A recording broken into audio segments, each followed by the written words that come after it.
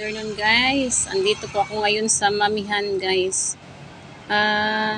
Galing po ako sa Pag-ibig at ay, ngayong araw ay naglalakad ako ng mga requirements ko.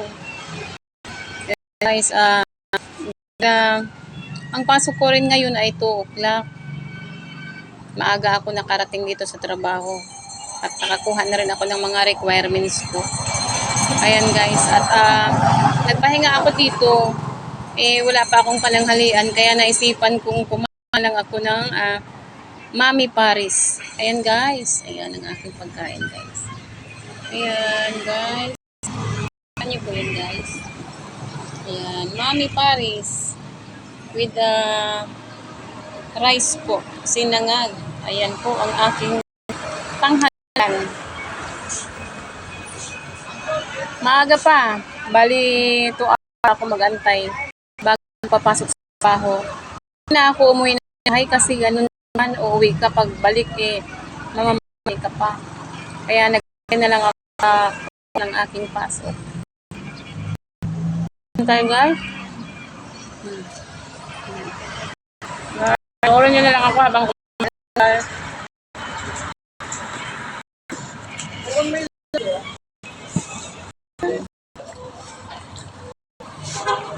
Dito talaga kumakain guys pag may mga overtime kami, lalo na pag panggabi kami, hindi na kami magbaka namin pagkain. Hindi kasi ako nakabaon ng kain kasi gawa ng nag-aayos ng mga requirements ko. Kaya lumakad ako ng wala ako na kanin. Tapos mamaya alas 10 ko. So alas 12 pa yata kasi may time ng 2 oras. Tututin kasi po ang aking pasok. Dahil po minsan lang ngayon lang nangyari ng gabing pasok. Kaya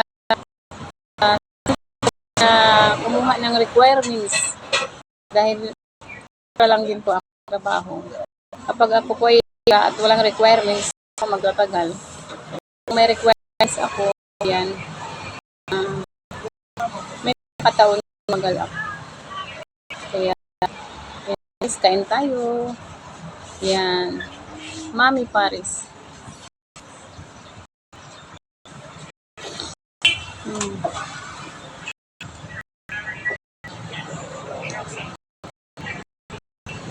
Nakakatipid na nito, girl.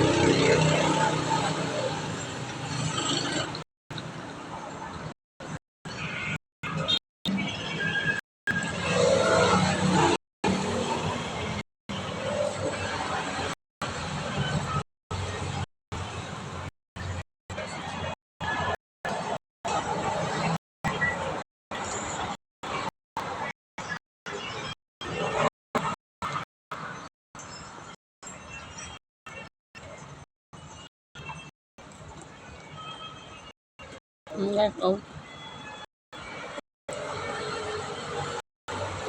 Mami Paris.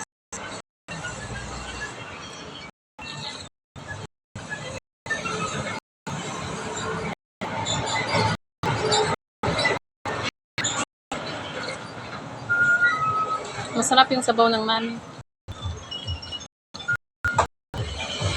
Panghalan ko na po. Ayan guys. Maan po na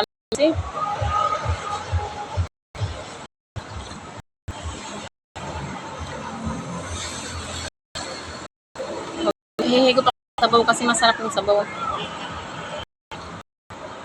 Yun yung gusto ko mami. Sabaw.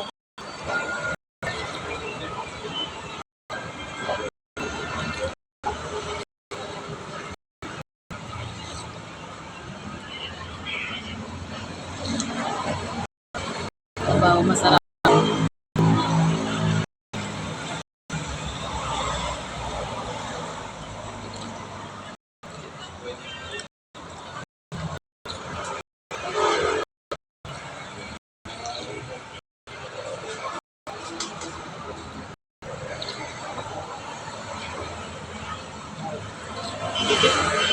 Kain tayo ng Mami Paris.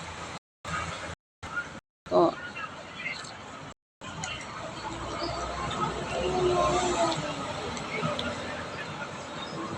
Sabaw lang ang ulam.